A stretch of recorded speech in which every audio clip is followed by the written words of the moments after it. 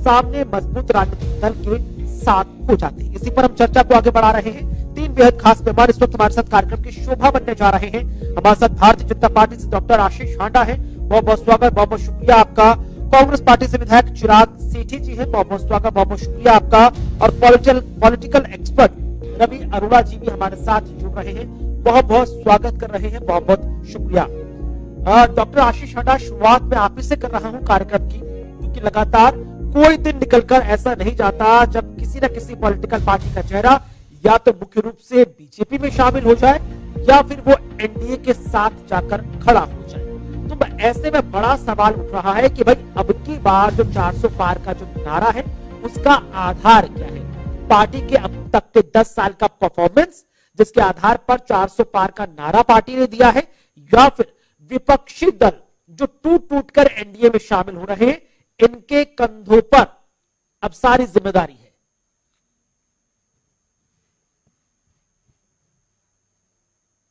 दोनों आदरणीय को पैनलिस्ट को और आपके चैनल के सभी प्यारे प्यारे दर्शकों को भारतीय जनता पार्टी की तरफ से मेरा यानी डॉक्टर आशीष का प्यार भरा नमस्कार। कुणाल जी, आपके दर्शक भली भांति समझेंगे क्योंकि वो अक्सर क्रिकेट को फॉलो करते हैं, इसलिए उसी भाषा में समझाऊंगा कि किसी भी टीम के लिए जीतने के लिए दो चीजें बड़ी जरूरी होती है। एक होती है अपनी टीम की अच्छी परफॉर्मेंस और एक होती है विपक्षी टीम की डिवास्टेटिंग यानी बिगड़ी हुई परफॉर्मेंस। और भगवान श्री राम की कृपा से हमारे साथ इस समय दोनों ही सेक्टर चल रहे हैं, जहां एनडीए के पिछले 10 साल के अभूतपूर्व काम लोगों के सामने क्लियर दिखाई दे रहे हैं कि ऐसा काम अगर इस देश को कोई इतनी बड़ी अर्थव्यवस्था 11वीं से 5वीं तक लेके आया है, अगर किसी के रहते हुए एक स्थिर सरकार मिली है, अगर किसी के रहते हुए मोदी की गारंटी जैसी चीज मिली है, किसी के रहते हुए 80 करोड़ लोगों को राशन मिल पा रहा है, 3 करोड़ घरों में अपना पक्का घर बन पा रहे हैं, 12 करोड़ टॉयलेट बन पा रहे हैं, 12 करोड़ जलों में नल आ पा रहा है, एम्स बन रहे हैं, आईआईटी बन रहे हैं, और ऐसी बहुत लंबी लिस्ट है, सारी गिनवाने लगूंगा तो सारा टाइम मैं ही ले जाऊंगा। लेकिन भारत की जनता ये देख पा रही है कि अगर कोई इस तरह से विकास पुरुष जिसके आते ही लोग पूछ रहे थे विकास कहाँ है, विकास कहाँ है, और अब लोगों को समझ में आ रहा है कि विकास कहाँ है, देश का किस तरह से रुतबा रुआब नेशनल और इंटरनेशनली बढ़ रहा है। तो ये तो हो गया मोदी जी के रहते हुए, मोदी जी की गारंटी में रहते हुए आम लोगों का जो भला हो रहा है। दूसरी तरफ वो देख पा रहे हैं कि जो विपक्ष है उसकी क्या हालत है, किस तरह से वो खंड खंड होता हुआ टूटता जा रहा है। वो देख पा रहे हैं कि इनका जो ठग बंधन है, जिसको गठबंधन का ये नाम देते हैं, वो मजबूती का नहीं मजबूरी का गठबंधन है। इनका ना कोई नेता है, ना नेतृत्व है, ना नीति है, ना निर्णय शक्ति है।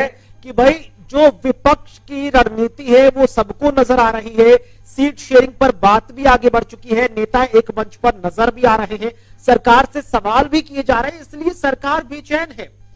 जो सत्ताधारी राजनीतिक दल एनडीए है वो बेचैन नजर आ रहा है, इसीलिए भाई अब ये तर्कश का तीर भी अपनाया जा रहा है कि भाई हम विपक्ष पर तो वार करेंगे लेकिन विपक्ष के लोगों को तोड़कर अपने साथ भी लाएंगे जीत सुनिश्चित करने के लिए। सर कुणाल जी, आपको पता है राजनीति राज करने की नीति को कहते हैं, और ऐसे में साम दाम दंड भेद कोई भी इस तरह का शूल त्रिशूल बचना नहीं चाहिए जो हम इस्तेमाल ना करें। और सबको पता है कि भाजपा की जो कार्यनीति है वो ये है कि भले ही वो लोकसभा का चुनाव हो, विधानसभा का चुनाव हो, कॉर्पोरेट का चुनाव हो या पंचायत चुनाव हो, हम लोग we leave no stone unturned, हम अपना पूरा प्रयास लगा देते हैं बूथ लेवल तक जाके। जिस तरह से आदरणीय ऑपरेशन चंडीगढ़ की सबने देख ही ली है, जिसको लेकर बीजेपी सवालों के कटघरे में खड़ी हुई है। बहरहाल लौटूंगा आपके पास चिराग सेठी जी, सीधा स्पष्ट सवाल कि भाई एनडीए जिस तरह से तोड़ रहा है विपक्ष को, वो कितनी बड़ी चुनौती आम आदमी पार्टी के लिए बना हुआ है? क्योंकि लगातार आज भी हमने देखा दिल्ली सरकार में कैबिनेट मंत्री आतिशी जी आरोप लगाती नजर आए कि भाई प्रेशर पॉलिटिक्स हो रही है, सीधी सब देख रहे हैं कि किस तरह से विपक्ष को तोड़ा जा रहा है, दबाव बनाया जा रहा है, ईडी नहीं तो सीबीआई नहीं तो इनकम टैक्स की रेड की जा रही है, नहीं तो ये कहा जा रहा है नहीं तो आपको सीधा जेल में डाल दिया जाएगा, गठबंधन तोड़ दीजिए। और अब स्थिति ये बनती नजर आ रही कि भाई अरविंद केजरीवाल जी बार बार कह रहे हैं कि भाई हम मामला हाईकोर्ट में चल रहा है, तो भाई सम्मन का मतलब क्या रह गया है, आप सम्मन क्यों भेज रहे हैं?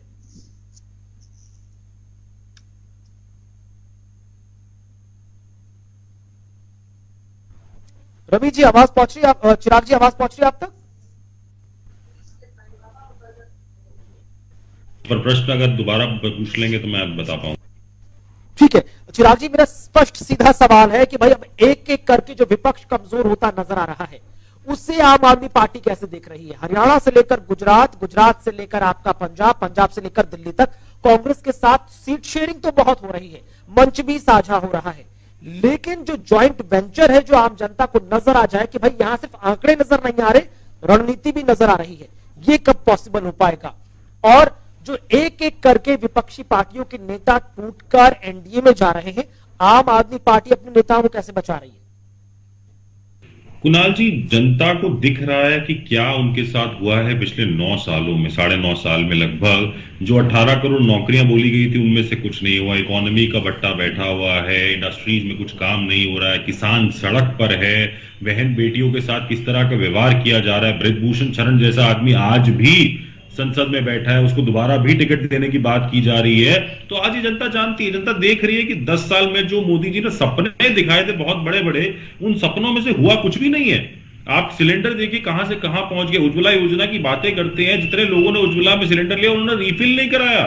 सोचिए, ये तो हालात है इस देश में। मुद्रा की बात करते हैं, जनधन की बात करते हैं, आधे से ज्यादा अकाउंट, 20% अकाउंट तो डोरमेंट पड़े हैं, जिनपे कोई काम ही नहीं हुआ। तो क्या जनता को दिख रहा है? ये वही जनता है जो आज आकर पूछ रही है, मोदी जी कितने साल और?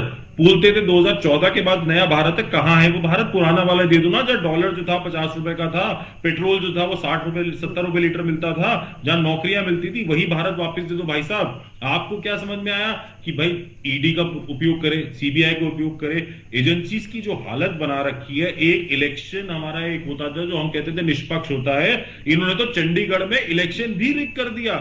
सुप्रीम कोर्ट को बोलना पड़ा कि डेमोक्रेसी की मौकरी बना के रख दिया है इस देश में इस मौजूदा सरकार ने। तो आज ही सब दिख रहा है। आप डर से लोगों को अपनी तरफ तो ले लेंगे, पर क्या जो जनता है उनको कैसे डराओगे? उनके घर थोड़ी पुलिस भेज दोगे कि आप जाके वोट करवाइए।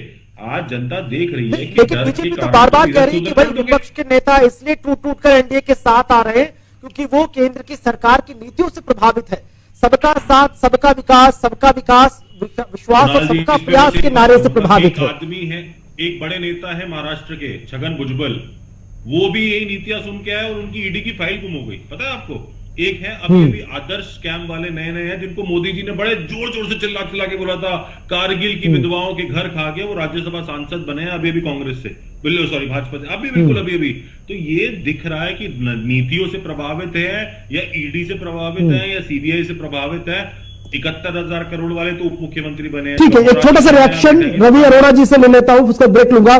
रवि जी, जो पूरा पॉलिटिकल सिनेरियो निकलकर सामने आ रहा है उसे आप किस तरह से एनालाइज कर रहे हैं? सीधा स्पष्ट महत्वपूर्ण सवाल कि भाई अब की बार जो 400 पार या 370 का टारगेट लेकर बीजेपी चल रही है, क्या ये 10 साल के रिपोर्ट कार्ड से सुनिश्चित हो जाएगा, या फिर सपोर्ट हैंड में जो प्लान बी है, वो जो विपक्ष के नेता टूट टूट कर एनडीए के साथ जुड़ रहे हैं, ये वो इस पूरे सियासी रण को जिताने में मदद करेंगे?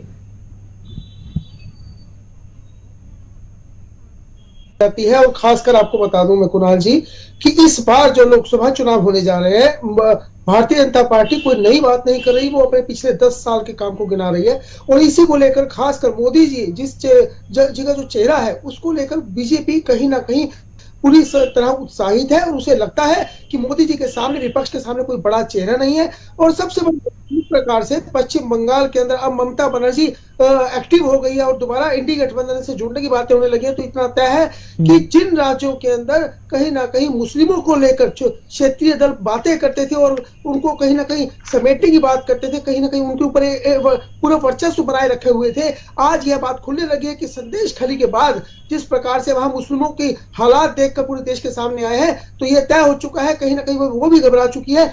और इसीलिए डबल स्टैंडर्ड्स भी सर चल रहा है कि कल भी हम राहुल गांधी को देखते नजर आए, वो बार बार इंडिया अलायंस की बात कर रहे थे, तो अखिलेश यादव पीडीए की बात कर रहे थे, यहां कॉमन या म्यूचुअलिज्म नजर नहीं आ रहा था। छोटा सा ब्रेक ले रहा हूं, जल्द हाजिर होंगे। लगातार ब्रेक के बाद जब लौटेंगे तो आखिरकार इस चर्चा को समझने की कोशिश करेंगे कि जो वो तमाम नेता जो ये कहते नजर आए कि भाई हम तो सिर्फ नीतियों की वजह से प्रभावित हुए, जिनके पीछे ईडी, सीबीआई या आईटी जैसी कोई चीज नहीं है, आखिरकार उनका रोल कितना अहम है। क्योंकि कई नेता तो वाकई में डरे हुए, लेकिन कुछ नेता जो वाकई में प्रभावित नजर आ रहे हैं, वो कितनी बड़ी जान बनेंगे इस पूरे चुनावी समर में। छोटा सा ब्रेक, जल्द हाजिर होंगे। देखते रहें JK 24/7 न्यूज।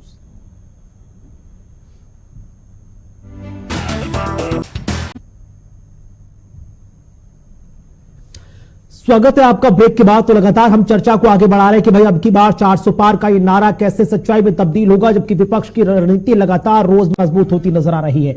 लेकिन इसी बीच डॉक्टर आशीष हांडा, इस सीधा स्पष्ट सवाल उठता है कि भाई आप पिछले 10 साल का रिपोर्ट कार्ड लेकर जा रहे हैं और उत्तर प्रदेश में तो आपके पिछले ये दूसरा टर्म चल रहा है, वहां पर तो ये एक्स्ट्रा एडवांटेज बन जाएगा।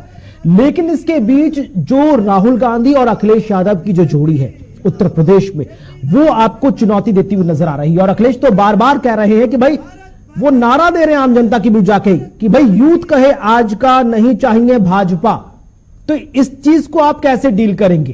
क्या बीजेपी ओवर कॉन्फिडेंट है कि भाई 2017 में भी ये दो राजनीतिक दल एक साथ निकलकर सामने आए थे लेकिन इनका करिश्मा नहीं चल पाया था? उस बार का ओवर कॉन्फिडेंस है बाकी, या फिर रणनीति बदली है आपकी अब? कुणाल जी, मैं अपनी बात रखूं उससे पहले फिर से एक बार आपसे विनती करूंगा कि आपके दर्शकों के साथ न्याय होने दीजिए। जहां में अकेला मैं हूं, विपक्ष में 2 साथी हैं, तो कृपया मुझे इक्वल टाइम उनके जितना दीजिए, दोनों का मिला के, तभी पक्ष विपक्ष की कंट्रीब्यूशन बराबर रहेगी। बाकी आपकी इच्छा। खैर, एनी हाउ, मैं थोड़ा सा आपके दर्शकों के सामने थोड़ा उनका ज्ञानवर्धन करते हुए थोड़ी रियलिटी रखूंगा। कई बार क्या होता है कि भीड़ ज्यादा इकट्ठी कर लेने से हमें लगता है कि हमारी वोट परसेंटेज भी बढ़ जाएगी और हमारे जो है पक्ष में हम एमपीज जीता के ले आएंगे। आपके दर्शकों को पता होना चाहिए कुणाल जी कि टोटल 38 पार्टीज एनडीए में हैं और 26 पार्टीज इस समय इंडिया गठबंधन में हैं। लेकिन इन दोनों का मिला के अगर मैं बताऊं तो सिर्फ 37 पार्टीज ऐसी हैं जिनके पास लोकसभा में रिप्रेजेंटेशन है। इनमें से भी अगर मैं बताऊं तो 9 पार्टी सिर्फ ऐसी हैं कुणाल जी जिनके 10 से ज्यादा एमपी हैं, और ये 9 पार्टीज के मिला के ही 479 एमपी बन जाते हैं। तो आप खुद सोच के देखिएगा कि बाकी 64 एमपी बाकी की पार्टीज के हैं। और थोड़ा और इसको मैं गणित को अगर ब्रेक कर दूं तो कुणाल जी सिर्फ 6 नेशनल पार्टीज हैं और 6 नेशनल पार्टी के 364 एमपी बनते हैं, जिसमें आपका सिर्फ 1 एमपी है जो कहती है मोदी जी हमसे डरे हुए हैं। उसी के सामने कांग्रेस के पास 52 एमपी हैं, तो अकेली बीजेपी के पास 303 एमपी हैं जो इस बार 370 होने जा रहे हैं। लोगों को, दर्शकों को थोड़ी रियलिटी पता होनी चाहिए कि कौन किसके डरने की बात कर रहा है और कौन किसको हूल दे रहा है। कुणाल जी, अगर थोड़ा सा एनालिसिस और स्टैटिस्टिक्स के ऊपर हम जाएं तो पिछली बार जो बीजेपी 303 सीटें जीती थी उसमें से 224, देखिएगा 303 में से 224 कितना बड़ा डाटा है। ये ऐसी है जो बीजेपी 50% से ज्यादा शेयर से जीती। लेकिन अब विपक्ष तो सीधा सवाल कर रहा है कि लोकसभा चुनाव से लेकर यूपी का विधानसभा चुनाव दोनों ही लास्ट रिसेंट इलेक्शन में बीजेपी का नंबर कम हुआ है। 2014 में जो आंकड़ा 323 था वो 303 हुआ। उत्तर प्रदेश में जो आंकड़ा 323 के आसपास था वो भी वहां पर अगर आप लोकसभा चुनाव देख लीजिए कि 2014 में आपकी 73 सीट थी अपना दल के साथ, और वही 2019 में आकर घटकर वो 64 हो गई। सर, आप ये देखिए तो सही क्या और कितना घटेगा। पिछली बार हमारे पास उत्तर प्रदेश में 62 एमपी जीत के आए थे, वहीं कांग्रेस का क्या जीता था, अकेला 1।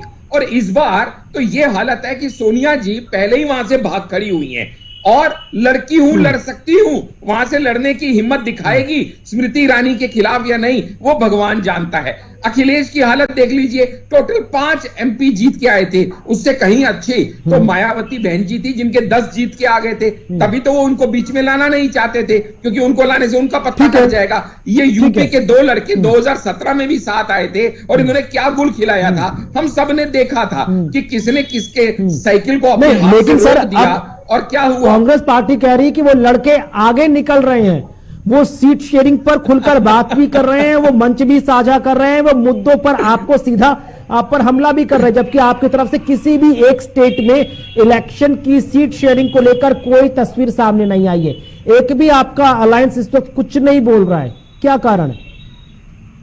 उसकी वजह यह है कुणाल जी, पहली बात तो ये जो बोल रहे हैं ना कि वो लड़के आगे निकल रहे हैं, तो आपके दर्शकों के बेनिफिट के लिए सिर्फ इतना बता के अपनी बात को मैं संक्षेप में समझा दूं कि ऊंट अगर बैठ भी जाए ना तो भी वो गधे से ऊंचा ही होता है, इसलिए समझने वाले को इशारा काफी है कि मैं क्या कह रहा हूं। दूसरी बात, अब ये कोई तर्क नहीं होता है, ठीक है, लेकिन चिराग जी सीधा स्पष्ट सवाल कि आम आदमी पार्टी से लेकर कांग्रेस और कांग्रेस से लेकर सपा जो इस वक्त 2024 के चुनाव में आप लोग रणनीति बना रहे हैं, उसे सोशल इंजीनियरिंग कहा जाए या सोशल जस्टिस की लड़ाई कहा जाए? देखिए, ये हर कुछ भी नहीं, आप इसको बोलना चाहें वो बोलिए। हम तो ये बोलेंगे कि ये हर आम आदमी की लड़ाई है, हर उस इंसान की लड़ाई है जिसने 2014 में ये वो सोचकर वोट दिया था कि महंगाई कम होगी, जिसने ये सोचकर वोट दिया था कि मेरे बच्चों को नौकरी मिलेगी, जिसने ये सोचकर वोट दिया था कि मेरे आमदनी बढ़ेगी, मेरी जेब में 2 पैसे आएंगे। उसे थोड़ी पता था कि 2 दोस्तों के पास सारे पैसे जाएंगे। ऐसा हो जाएगा कि आपके देश में आप कुछ भी नहीं कर सकते, सिर्फ 2 पूंजीपति हैं जिनके घर भर दिए जाएंगे और हर उस गरीब आदमी की जेब से पैसा बाहर निकाल लिया जाएगा। तो आज वो हर इंसान ये सवाल पूछना चाह रहा है कि सर बताइए तो सही, आपने बोला था कि पेट्रोल इतने रुपए लीटर मिलेगा, क्यों नहीं मिल रहा? अब तो रशिया से सस्ता तेल आ रहा है आपका, आप करवाइए। आपने बोला था सिलेंडर जो है वो सस्ता मिलेगा, वो सिलेंडर कहां गया सस्ता वाला? जो इनकी मिनिस्टर रोज सड़क पे सिलेंडर लेकर बैठती थी धरने पर, आज वो बात ही नहीं करती है। आज अगर कोई बोलता है तो उसके खिलाफ एफआईआर हो जाती है। तो ये किस तरह का राज्य की बात कर रहे हैं? ये जो बात करते थे कि हम इकोनॉमी को इस तरह लेके जाएंगे, जो आज ये बात कर रहे हैं कि हम $5 ट्रिलियन इकोनॉमी की बात करते हैं, 10 में 12 जीरो होते हैं कुणाल जी। एक जीरो भी जो आम आदमी है उसका नहीं बढ़ा। प्रति व्यक्ति आय में हम ब्राजील से भी पीछे हैं। और जनता को फ्रीबीज देना और उसके लिए फिर केंद्र सरकार से फंड की गुजारिश करना, ये सर कितना न्यायोचित होगा? फिर से एक बार कुणाल जी क्या बोल रहे हैं? सीधा स्पष्ट सवाल है, फिर जनता से फ्रीबीज के वादे करना, बिजली, पानी, शिक्षा सब मुफ्त कर देना और उस मुफ्त करने की पॉलिसीज को जमीन पर उतारने के लिए केंद्र सरकार के फंड पर निर्भर होना, ये कितना न्यायोचित होगा और ये कितनी पारदर्शिता होगी राजनीति में? कुणाल जी, स्टेट जो होती है वो एक वेलफेयर स्टेट होती है, समझिए इस बात को। हमें लोगों के लिए काम करना होता है। वो पैसा ना तो मैं, ना आशीष हांडा जी, ना मोदी जी घर लेके जा सकते हैं। वो सरकार का पैसा है, वो सरकार के कामों के लिए ही लगता है। अगर आपने किसी आदमी की बिजली फ्री करी है तो जो उसके पैसे बचते हैं वो उसको वापस इकोनॉमी में यूज करता है। वो जाके अपने बच्चों के लिए मिठाई खरीदता है, अपने बच्चों के लिए कपड़े खरीदता है। वो पैसा सर्कुलेशन में वापस आता है। पर जब वो पैसा किसी पूंजीपति को पंजाब की आम जनता आम आदमी पार्टी से सवाल पूछ रही है कि भाई आप कांग्रेस को कोसते कोसते सत्ता में आ गए और अब 2024 में मोदी को बाहर रखने के लिए सत्ता से आपने कांग्रेस के साथ हाथ मिला लिया, यानी कि पंजाब में तो सीधे सीधे सत्ता पक्ष और विपक्ष एक साथ खड़ा है। डर है इस बात का कि बैकफायर ना कर जाए, यही वजह है कि सीट शेयरिंग पर बात नहीं हुई है वहां पर? सर कोसते कोसते नहीं, बच्चों की कसम खाई थी केजरीवाल जी ने, कांग्रेस के साथ नहीं जाऊंगा। अरे सर उसको बता दीजिए ना एक बार, जो आपने नीतीश जी के लिए बोला था। अमित शाह जी ने क्या बोला? वो तो सम्राट चौधरी जी का बयान तो अभी भी वो सोशल मीडिया में वायरल रहता है। सर ये बता दीजिए ना, ईडी से क्यों भागते फिर रहे हैं? आज भी 7वें समन पे नहीं गए, दौड़े दौड़े भागे भागे से क्यों फिर रहे हैं ईडी से? अरे तो विजय माल्या 2016 में जब भागे थे तो किसने उनको लेटर दिया था बना के? अरे विजय माल्या को छोड़ो यार, वो सब करप्ट थे। आपने कहा था इंडिया देश करप्शन से पैदा हुए हैं। आपने कहा था पहले इन्वेस्टिगेशन, पहले रेजिग्नेशन फिर इन्वेस्टिगेशन, ये आपका नारा था। आप क्यों ईडी से भागते फिर रहे हो? आज भी 7वें समन। बहरहाल बड़ा सवाल यही है कि जैसे जैसे चुनाव नजदीक होते हुए नजर आएंगे, विपक्ष कितना और मजबूत या कितना कमजोर होता हुआ नजर आएगा। केंद्र सरकार की सबका साथ, सबका विकास, सबका विश्वास और सबका प्रयास के नारे के तहत क्या और भी कई नेता हैं जो विपक्ष में अब हैं, वो आने वाले वक्त में एनडीए की शोभा बनेंगे? या वाकई में जो इस तरह से, जिस रणनीति के हिसाब से इंडिया अलायंस आगे बढ़ रहा है, ये एक बहुत बड़ा झटका केंद्र सरकार को दे सकता है अब की बार 400 नारे के सच्चाई में तब्दील होने के लिए। बहरहाल बहुत बहुत शुक्रिया आप तीनों खास मेहमानों का हमारे साथ चर्चा में शामिल होने के लिए। समय इतनी ही इजाजत दे रहा था, नहीं तो चर्चा को आगे